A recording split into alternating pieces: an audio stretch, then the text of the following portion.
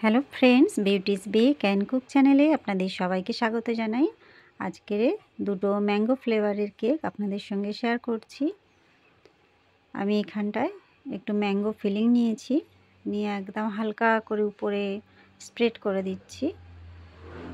আমি নিচে প্রথমে ভাবিনি যে ড্রিপ দেব, ওই কারণে আমি একদম অল্প পরিমাণে দিয়েছি এখানে, যাতে উপরটা কভার করতে পারি। কিন্তু পরে মনে হলো একটু বেশি করে বানিয়ে আবার সাইডে ড্রিপ দিয়ে দিই, তাহলে দেখতে ভালো লাগবে। সেই জন্য একটা স্পুন দিয়ে আমি ড্রিপগুলো দিচ্ছি। আর এটা এতটাই গাঢ় ছিল যে ড্রিপ দিতে একটু অসুবিধা হচ্ছিল। যাক, আমি সেটা আস্তে আস্তে করে সেটা ম্যানেজ করে নিয়েছি। লাস্টে দেখলে আপনারা বুঝতে পারবেন আমি কি করছি। যদি ম্যাঙ্গো ফ্লেভারের কেক মানে কিভাবে বানায়, কিভাবে কাটিং করে, সেগুলো জানার ইচ্ছা থাকে, আমার চ্যানেলে পুরানো ভিডিওতে আমি সব কিছু শেয়ার করে রেখেছি, সেখান থেকে দেখতে পারেন। আচ্ছা, এখানে আমি পাইপিং ব্যাগে ইয়েলো কালার নিয়েছিলাম, সেটা ক্রিমের সময় মিক্সড করিনি, জাস্ট ব্যাগের ভেতরে কালার দিয়ে 2 ড্রপ সেটা ঘষে নিয়েছিলাম, নিয়ে ক্রিমটা ভেতরে দিয়ে দিয়েছিলাম সাদা ক্রিম, যার জন্য একটু সাদা একটু ইয়েলো এরকম কালার দেখা যাচ্ছে। এটা 1M নজেল দিয়ে আমি ফুলগুলো করেছি। আর নিচে একটা বর্ডার করে নিচ্ছি, ছোট ছোট পার্ল যেরম হয়, পাইপিং ব্যাগ ছোট করে কাটলেই এই ডিজাইনটা চলে আসবে। খুবই সিম্পল দুটো কেক, যারা একদম নতুন আমি তাদের জন্য শেয়ার করলাম। হয়তো মনে হবে যে একদম সিম্পল, সেটাই শেয়ার করে দিয়েছে, অ্যাকচুয়ালি না। কেননা অনেকেই আছে এখনও নতুন শিখতে চায়, তাদের জন্যই এগুলো আমার এডিট করা। এগুলো অনেক পুরানো ভিডিও, আমার সব আমার ফোনে থেকে গিয়েছে। এই যে নামটা আমি চকলেট গানাশ দিয়ে লিখে নিয়েছি। এই হলো এই কেকের ফাইনাল লুক বন্ধুরা।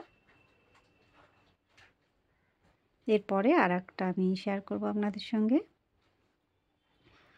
এখানে আমি জেল নিয়েছি, পাইপিং জেল, তার সঙ্গে অরেঞ্জ কালার মিক্সড করেছি, করে এটা আস্তে করে স্প্রেড করে দিয়েছি, সেটা স্কিপ হয়ে গিয়েছে। আর আমি এখানটায় পাইপিং ব্যাগ দিয়ে সাইডের ড্রিপটা দিচ্ছি।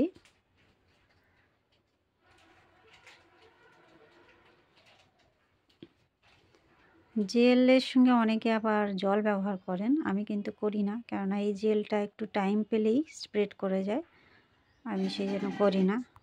আর এখানে আমি চকলেট গানাশ নিয়েছি, নিয়ে একটু জায়গা রেখে ছোট ছোট করে ডট দিয়ে দিচ্ছি, মাঝখানে আবার সাদা দেব। এটা আমি গানাশ দিয়েই করেছি। আর সাদা যেটা দিচ্ছি এইটা হচ্ছে গ্লেজ জেল, তার সঙ্গে হোয়াইট কালার মিক্সড করেছি। এখানে আমার একটা অসুবিধা হয়েছে কি, আমি যে গানাশটা দিয়েছি সেটা একটু মানে স্টিপ ছিল, যার জন্য আমার এটা টুথপিক দিয়ে আমি যে টানছি এগুলো স্মুথলি হয়ে যাওয়ার কথা, গানাশের জন্য সেটা আমার একটু সমস্যা হয়েছে। গানাশটা যদি আমার একদম লিকুইডই থাকতো তাহলে সুন্দরভাবে আমি টেনে দিতে পারতাম, কিন্তু ডিজাইনে দেখুন আমার কোনো রকম সমস্যা হয়নি, একটু টাইম লেগেছে শুধু। আর নিচে একটা বর্ডার করে নিচ্ছি ছোট সাইজের স্টার নজেল দিয়ে।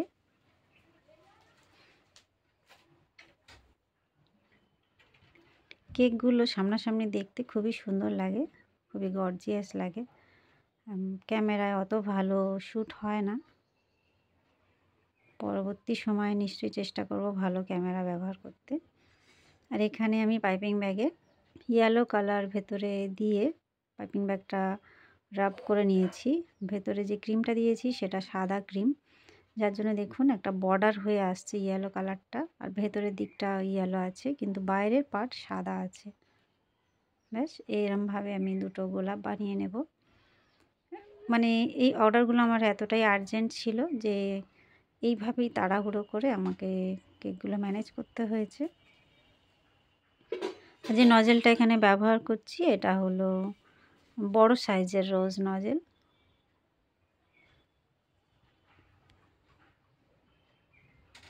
ফুল বানানো আমি অনেকবার আপনাদের সঙ্গে শেয়ার করেছি, তবু যতটা পারি আমি দেখাই। এই যে আস্তে করে আমি এটাও বসিয়ে দেব। কয়েকটা পাতা বানিয়ে নিচ্ছি। পাইপিং ব্যাগটা আমি ভি শেপ করে কেটে নিয়েছি।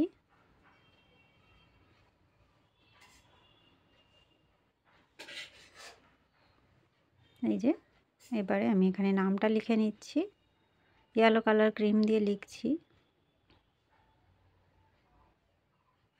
এবারে এর উপরে আবার চকলেট গানাশ দিয়ে আর একবার লিখলে এটা দেখতে বেশি ভালো লাগে।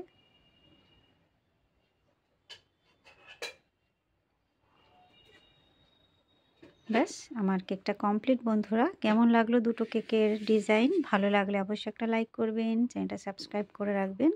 আমি ইউটিউব, ইনস্টাগ্রাম, ফেসবুক 3 জায়গাতেই আছি, আমাকে ফলো করতে পারেন। দেখা হবে নেক্সট ভিডিওয়ে। Bye bye.